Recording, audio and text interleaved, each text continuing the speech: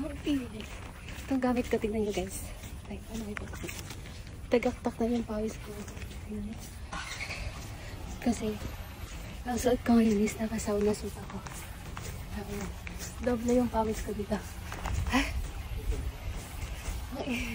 Tagaktak. Kasi mainit ang suit na to. Times 2, times 3 yung pawis na tatanggalin sa kanya. Tignan nyo yung suot ko ngayon.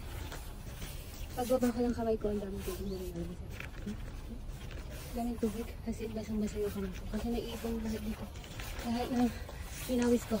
Tsaka doble-triple yung ilalabas na tubig sa katawan. Tsaka yung pawis ko.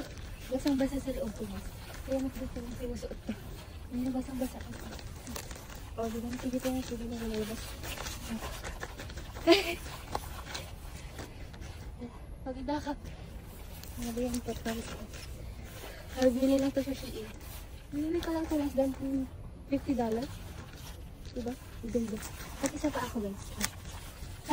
Hindi na ito lahat. Basta. Sinasabi ko sa inyo, worth it ko bilhin.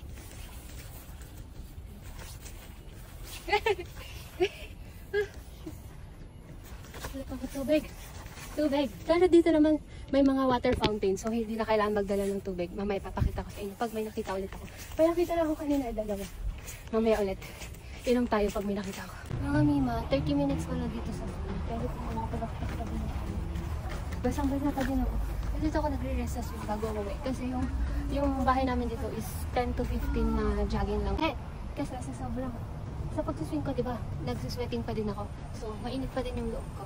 So, yung init ng katawan ko, ilalabas niya pa din ng pawis. Kaya continuous pa din yung pawis ko. Ha? Magligat siya ba?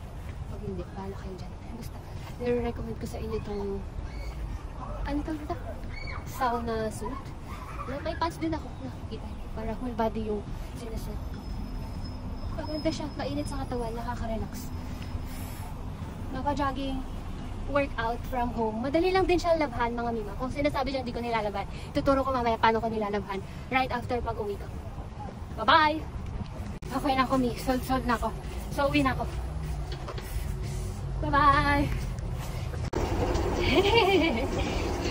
Pagod na yung legs ko. Ay! Naglalakad na lang ako. So, 15 minutes mo. Tapos nasa bahay na ako. Ay! Grabe.